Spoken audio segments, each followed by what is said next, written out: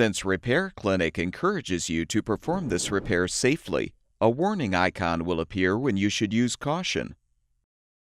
Before you replace the rear leveling leg on your gas range, be sure to unplug the power cord or shut off the power supply. If applicable, pull the range forward until the rear foot is free of the anti-tip bracket. Have an assistant help you to lift the rear of the range up, then support it with a wood block or a comparable sturdy object. Fully unthread the old foot if still intact.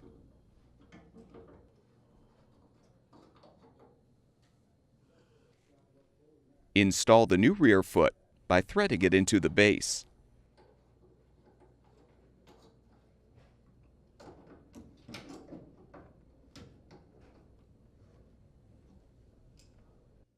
Adjust the new foot so the appliance is level, from side to side and front to back. Reposition the range in the anti-tip bracket if applicable. Plug the power cord back in, or restore the power supply, and the gas range should be ready for use.